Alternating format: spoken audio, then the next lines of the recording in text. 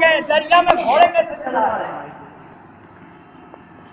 یہ ایمانی حمیت کا یہ عالم تھا کہ پوچھا کسی کے کوئی چیز طلب ہوئی ہے، کہا کوئی جان سے نہیں مرا، کوئی سامان نہیں سوائے ایک مٹی کے پیالے کے۔ آپ نے دریا سے خطاب کیا کہ ہم اللہ کی خاطر چلے ہیں، ہماری ہر چیز اللہ کے پاس امانت ہے، وہ مٹی کا پیالہ واپس کر دے۔ سائنس کے اصول کے خلاف لوگوں نے دیکھا کہ ڈوبا ہوا مٹی کا پیالہ لہر کے اوپر تیرتا اور کے ہاتھوں میں آ گیا اور پانی کیا۔ سبحان اللہ۔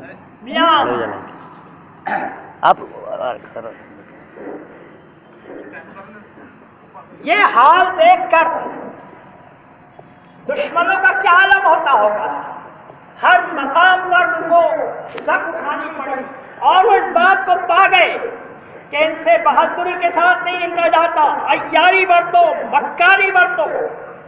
تو یہ ہیمپھرے کا نام جو میں نے لیا ہوں آپ کے سامنے، اس کے دادا کا نام لارنس رہا۔ اس کا 750 پہلے کا دادا جو تھا وہ رچرڈ کے ساتھ سلطان صلاح الدین ایوبی کے جنگ میں رچرڈ کے ہم نکاب ہوا کرتا تھا۔ اب بیچ میں جو گزر گئے، دوسرے جو اولاد ان کی آئی جو مشہور ہوئی وہ ہنری لارنس ایک یاد رہ جاتا میرے کو۔ دوسرا اس کا بھائی تھا جس نے 1857 کی جنگ آزادی کو ظلم و جبر سے ختم کیا، اور پھر ان کے بیچ کا بھائی یہ جب میں ہیمپھرے بول رہا ہوں یہ ہے۔ پہلے اس کی پیداوار بتا دوں، ان کا جو باپ تھا تینوں کا وہ چیپ مین اس کا نام ہوا کرتا تھا۔ اس نے اپنے آبائی نام کو لارنس کو ساتھ میں رکھا۔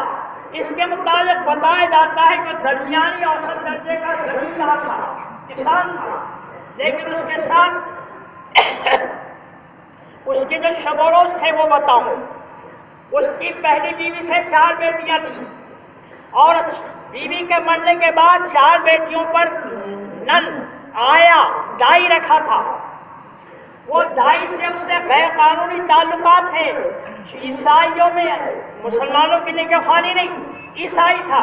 عیسائی میں جیسے شادی ہوتی ہے ویسی شادی نہیں تھی، وہ اس کو بطور داشتہ کے استعمال کرتا تھا۔ تو یہ جو لارنس ہے وہ داشتہ کی اولاد ہے۔ یہ بات پر غور کرو، اپنے درمیان میں حرام کی اولادوں نے بڑا کام بتایا ہے۔ تاریخ پڑھو، آنکھیں کھل کے رہ جائے گی۔ ہم اپنے شہر میں بھی بہت کچھ دیکھتے ہیں ایسی باتیں، یہ بہت عام چیز ہے۔ بات طویل ہوگی، میں آ رہا ہوں۔ وہ ہسٹری کا بہت زیادہ ہسٹری کو پسند کرتا تھا، آکسفورڈ یونیورسٹی میں داخلہ لیا، ہسٹری کا اسٹوڈنٹ تھا۔ ہسٹری کے ساتھ اس نے آثار قدیمہ کے محاکمے کی قابلیت حاصل کی، اور مشرق وسطیٰ، یہ شام، اردن، لبنان، لیبیا، یہ امارات، مصر، یہ تمام مشرق وسطیٰ کا اس نے دورہ کیا۔ ایک جگہ ایک بدو نے اس کو پیٹا بھی تھا، اس کی گھڑی، اس کے پیسے، اس کا پستول چھین لیا تھا۔ تو ترک حکومت تھی، ترک حکومت نے فریاد کیا تو ترک حکومت نے اس کے سامان دلائے اور بدو کو سزا دی۔ یہ دیکھو مسلمان کا رویہ کیا ہوتا ہے اور حرام کی اولادوں کا رویہ کیا ہوتا ہے۔ اس کے بعد معلوم ہے میاں اس نے کس کو پکڑا؟ اس نے پکڑا محمد بن عبد الوہاب کو، ہاں، جس کے ماننے والے وہابی کہلاتے ہیں۔ تاریخ پڑھو، اگر مجمع میں کوئی ہوں گے تو میں معافی چاہتا ہوں، دل کو برا لگے، مگر ان کی میری تمام کی مصیبت ایک ہے، تو بولوں گا نہیں تو کیا کروں گا؟ اگر کوئی بہتان الزام ہو تو میں برسر عام لوگوں کے سامنے معافی چاہنے کو تیار ہوں۔ تو اس نے پکڑا محمد بن عبد الوہاب کو، وہ جاسوس بن کر ترک کی حکومت میں گشت کرتا رہتا تھا۔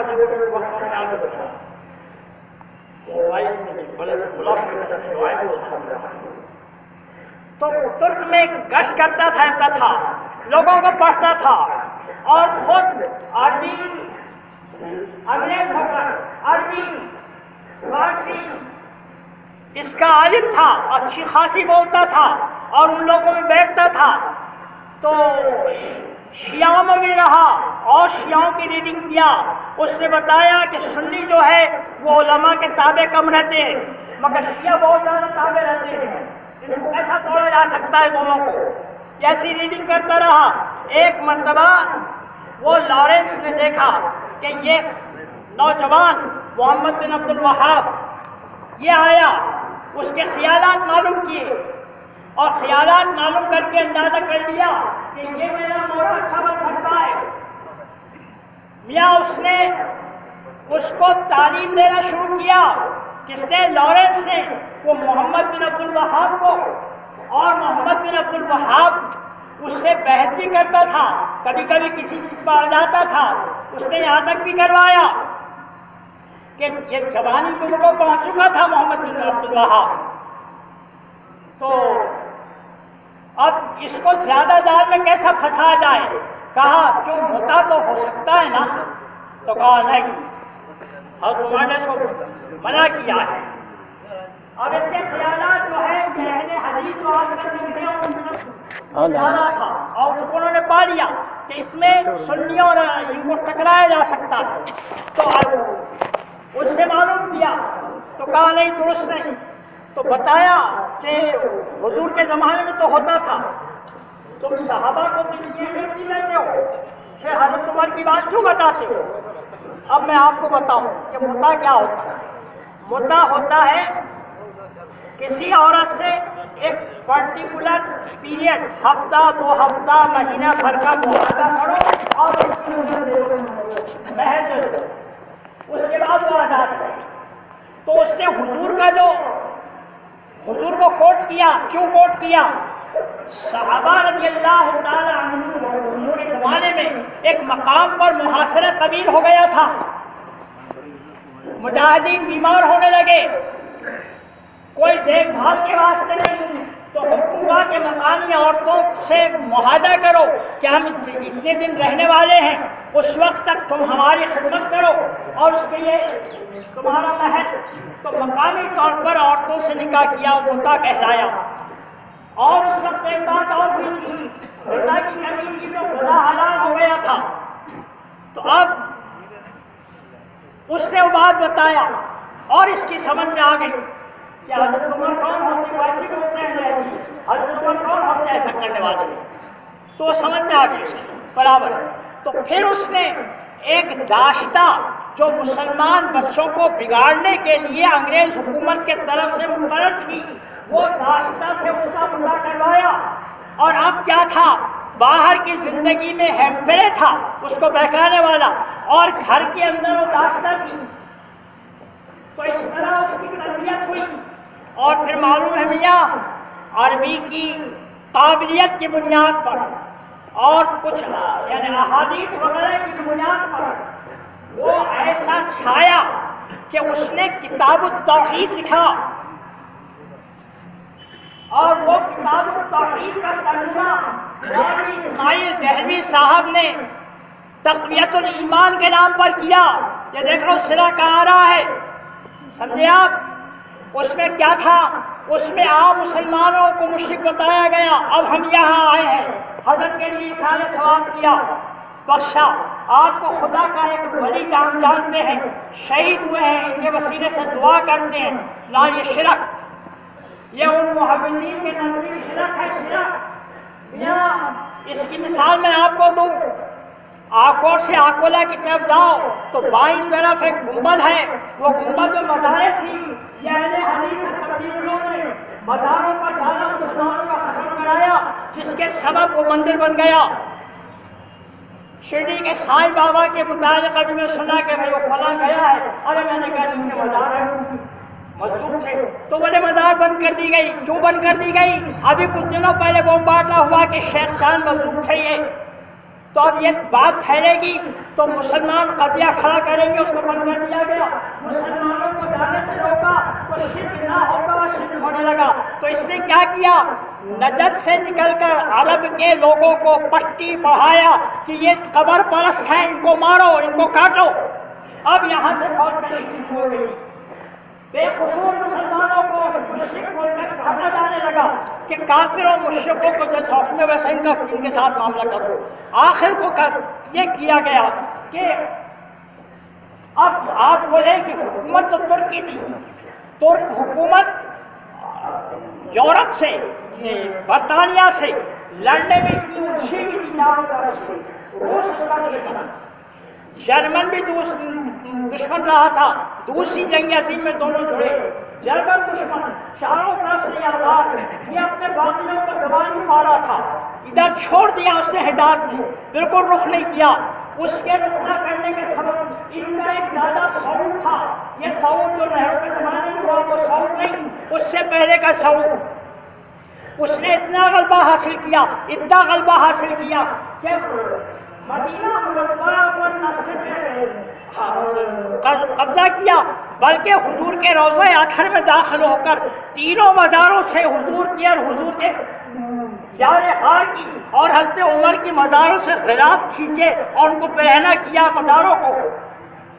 اس کے بعد جب ترک غالب ہوا تو اس نے ایک جھٹکے میں اس کو اڑا دیا اور قتل ہو گیا سعود. مگر ان کے اپ ڈاؤن چلتے رہے.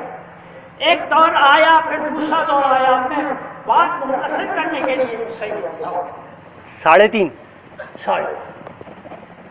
4 تک وقت ہے، اس کے بعد ہمیں نکلنا ہے. تو میں عرض کر رہا تھا کہ ان کے دور چلتے رہے اور آخری دور میں ترک اس قدر کمزور ہو چکا کہ وہ تاریخ جنہوں نے پڑھا ہے وہ پڑھیں گے کہ روس کے شاعر نے کہا تھا یہ آدمی بیمار ہو گیا ہے، اب یہ عنقریب مرنے والا ہے، اس کے بعد ہم اس کی تمام ملکیت کو بانٹ دیں گے. اتنا کمزور ہو گیا تھا. یہ کیسا ملک؟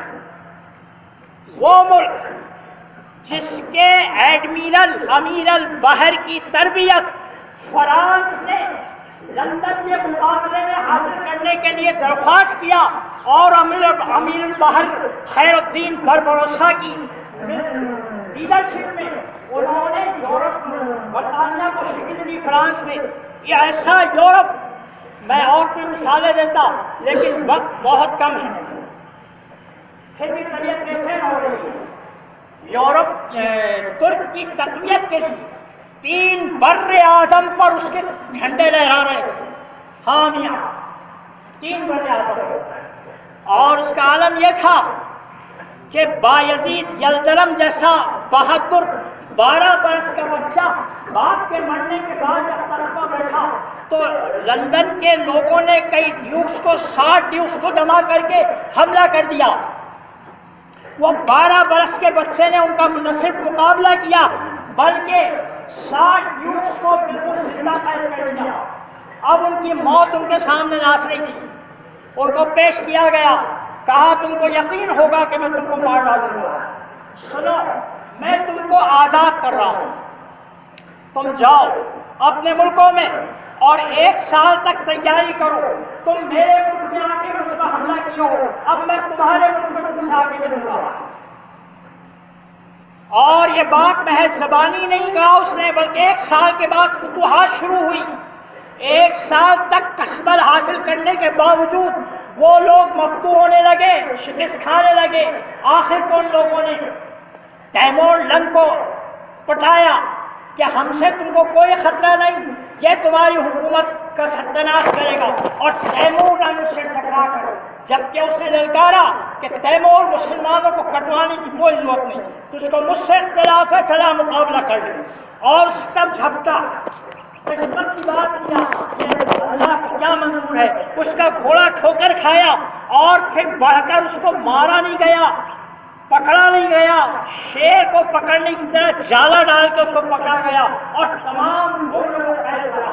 اس طرح وہ زک اٹھائی لوگوں نے. اور دوسری بڑی زک جو اٹھائی اب ایسی نہیں بلکہ یہ محمد بن عبد الوہاب نجدی نے حجاز کے علاقے میں مسلمان خوش عقیدہ لوگوں کو کافروں مشرک باور کروا کے لوگوں کو ان کے مخالف کیا.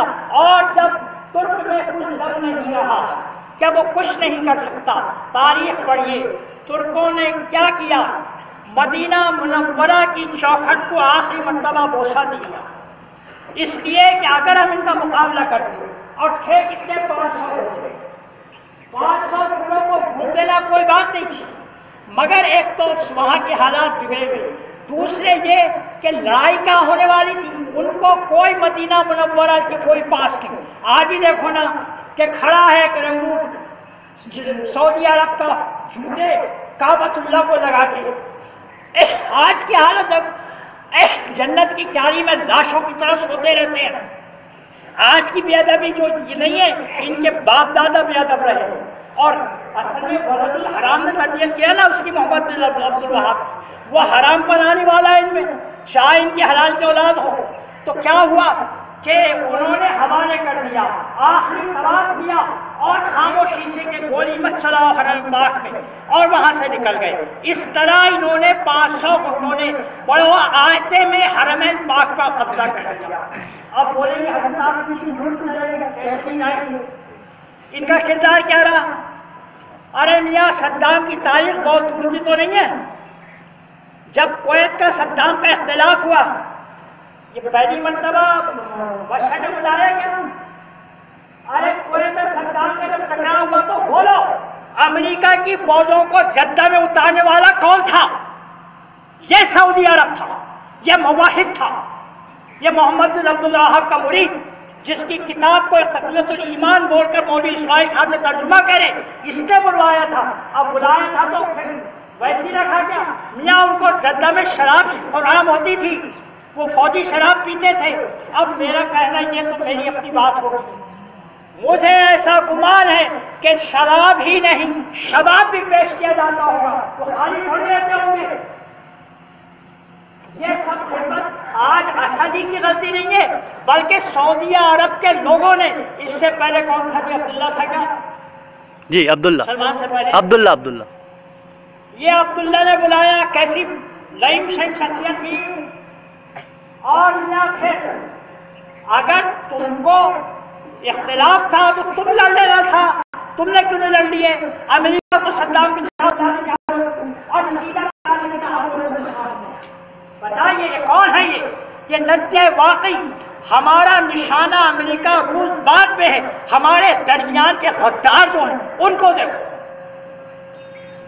अभी जुमा में एक मिसाल मेरे जहन में आई कि एक खानदान का मालिक बाप, उसने अपने बच्चे को रूस भेज दिया पढ़ने के वास्ते। अब पढ़कर आए साहब जाते तो देखा कि बच्चा कमाऊकूत हो गया है, बेटा तेरी बहन जवान हो गई है, इसके बाद रिश्ता देखना पड़ता है। तो रूस से आने वाले बेटे ने कहा कि डैडी, मैं खिदमत को हाजिर हूं ना बहन की, समझे आप?